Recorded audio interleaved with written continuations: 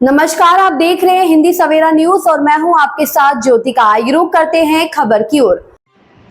अंत्योदय दिवस के रूप में मनाई गई पंडित दीनदयाल उपाध्याय जी की जयंती। मथुरा जिले भर में एकात्म मानववाद और अंत्योदय के प्रणेता, प्रखर राष्ट्रवादी, महान विचारक और हमारे पथ प्रदर्शक भारतीय जनसंघ के अध्यक्ष पंडित दीनदयाल उपाध्याय जी की जयंती पर आज अंत्योदय दिवस के रूप में मना रहा है। मथुरा सहित देश भर में भारतीय जनता पार्टी का प्रत्येक कार्यकर्ता उनके चरणों में श्रद्धांजलि दी। मथुरा जिला सहकारी बैंक के अध्यक्ष निरंजन सिंह धनगर ने कहा कि पंडित दीनदयाल उपाध्याय जी एकात्म मानववाद के आदर्श, गरीबों की सेवा उनके जीवन में सकारात्मक बदलाव सुनिश्चित करने की प्रेरणा देती है और उनकी सोच अंतिम पंक्ति में खड़े व्यक्ति विकास उत्थान हो। हमारे देश के प्रधानमंत्री विभिन्न योजनाओं को संचालित आज देश में प्रत्येक व्यक्ति का विकास हो रहा है।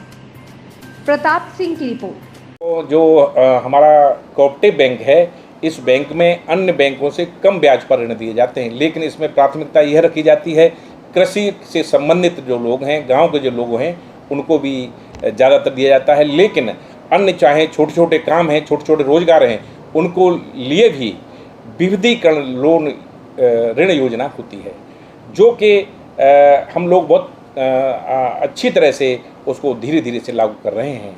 क्योंकि पिछली सरकारों ने बैंकों की और सोसाइटियों की हालत को जर्जर कर दिया है, उन्हें पुनर्जीवित करके हम उसको उसी अच्छे नए ढर्रे पे ला रहे हैं और जो योजनाएं हैं उनको हम लागू करवा रहे हैं। जी बताएं, पंडित दीनदयाल जी का जीवन की का एक परिचय आप बताएं। एकात्म मानव दर्शन के प्रणेता पंडित दीनदयाल उपाध्याय का जन्म आश्विन कृष्ण त्रयोदशी को नगला चंद्रभान, जो फरय के निकट एक कस्बा है, उसमें एक विद्वान ब्राह्मण परिवार के अंदर उनका जन्म हुआ था और वास्तव में वो बड़े विषम परिस्थितियों में उनका बाल्यपन व्यतीत हुआ।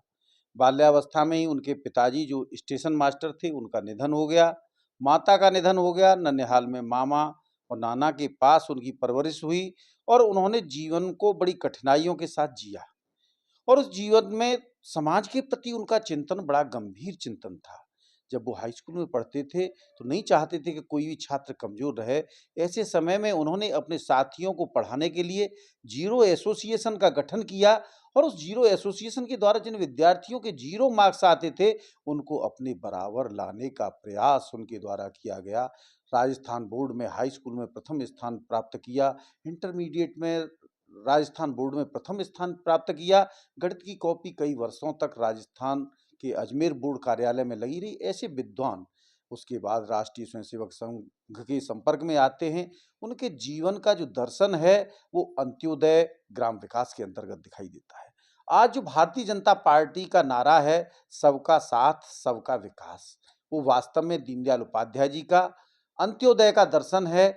उस अंत्योदय के दर्शन में गांव, गरीब, किसान, मजदूर, पिछड़ा और स्त्री वर्ग के उत्थान का एक सुनहला स्वप्न उन्होंने बुना था।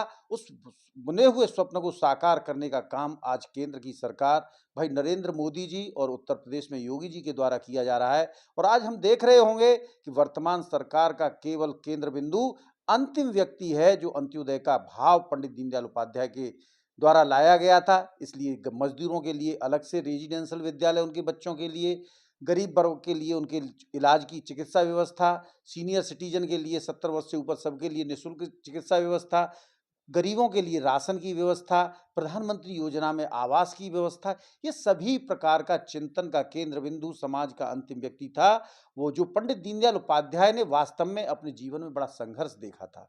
उस संघर्ष की परिणति उनके दर्शन के अंदर हमको द्रष्टव्य होती है। उस दर्शन को अंत्योदय का दर्शन कहते हैं। आज दुनिया इस मार्ग के पीछे चल रही है। आज आप देखते होंगे कि दुनिया भर के अंदर भारत की ओर निगाहें हैं और भारत का जो दर्शन है उस पर दुनिया भर के अंदर शोध कार्य चल रहे हैं कि पंडित दीनदयाल उपाध्याय ने किस तरह से इस गांव, गरीब, किसान, मजदूर, पिछड़े सभी को आगे लाने का प्रयास किया। उनका कहना था कि हमारे समाज का कोई भी साथी पीछे न रहे, सब कदम से कदम मिला करके अगड़े पिछड़े का भेद समाप्त हो। गरीब और अमीर के बीच की खाई समाप्त हो, सबके लिए समान शिक्षा व्यवस्था हो, ये स्वप्न आज साकार हो रहा है। ये वास्तव में पंडित दीनदयाल उपाध्याय के अंत्योदय का स्वप्न आज पूर्ण होता हुआ दिखाई दे रहा है। आज उनकी 108वीं जयंती आने वाली है 2 दिन के बाद। वास्तव में आज हम उस दिशा में बढ़ रहे हैं जिस महापुरुष ने 1916 में अवतार लिया था। आज आप देख रहे होंगे किस तरह से उनके बताए हुए मार्ग पर आज ये पूरा देश चल रहा है और इस देश का उत्थान हो रहा है और आज भारत दुनिया की 5वीं बड़ी अर्थव्यवस्था के रूप में जाना जा रहा है। ये पंडित दीनदयाल उपाध्याय जी का अर्थशास्त्र था, जिसमें उन्होंने दर्शन दिया था कि हमको किस प्रकार की उद्योग नीति चाहिए, किस प्रकार की व्यापार नीति चाहिए और किस प्रकार से हमको समाज को आगे ले जाने का काम करना है। तो उसी मार्ग पर बढ़ते हुए पंडित दीनदयाल उपाध्याय जी के सपने साकार हो रहे हैं। मैं निश्चित ही पूर्णतः निश्चित हूँ कि दीनदयाल जी का दर्शन दुनिया भर से भय, भूख, भ्रष्टाचार, आतंकवाद को समाप्त करेगा, समता, ममता, न्यायपूर्ण व्यवस्था लाने का कार्य करेगा। हमारा जो जन्मोत्सव कार्यक्रम मनाया जा रहा है, पंडित दीनदयाल उपाध्याय जी जो कि एक हम सब लोगों के जीवन के लिए हम उनका मार्गदर्शन लेकर हमेशा आगे बढ़े हैं और उनके ही मार्गदर्शन से कि अंत्योदय, हमारी जो पार्टी है भारतीय जनता पार्टी, उसका मुख्य जो उद्देश्य है वो अंत्योदय है और अंतिम पंक्ति में खड़े हुए व्यक्ति के लिए अगर उन्होंने विचार किया है, उन्होंने उसके लिए योजना बनाई है और उसको लाभ दिया है, तो उस योजनाओं का लाभ लेने के लिए ऐसे लाखों हजारों करोड़ों हमारे कार्यकर्ता और लाभार्थी इस जयंती को, उनकी जन्म जयंती महोत्सव को हम सब लोग मना रहे हैं और इसके लिए मैं वास्तव में उन लोगों का आभार प्रकट करना चाहता हूं। और दीनदयाल उपाध्याय जी का वो अब यहाँ पर नहीं है, लेकिन उनका आभार इसलिए प्रकट करना चाहता हूं कि उनके अंदर ये विचार नहीं आया होता तो गरीब को सम्मान नहीं मिलता, किसान को सम्मान नहीं मिलता और ये सम्मान नहीं मिलता तो हम सब लोग कमजोरी में होते और वो नहीं होते तो पार्टी के पास विचार नहीं आता। तो दीनदयाल उपाध्याय जी के हम विचार को लेकर भारतीय जनता पार्टी आगे चलती है। हम अंतिम पंक्ति में खड़े हुए व्यक्ति तक उनकी योजनाओं को पहुंचाने का काम करते हैं, यही हमारा लक्ष्य है। आज हम जन्म जयंती उनकी मना रहे हैं, इसके लिए मैं समस्त देशवासियों को बहुत बहुत शुभकामनाएं देता हूँ। दिनेश कुमार और दीनदयाल धाम से हूँ और यहीं से जन्म से ही मैं यहाँ रहता हूँ और पंडित दीनदयाल उपाध्याय जी जो थे वो इसी गांव के रहने वाले थे, यहीं उनका जन्म हुआ था।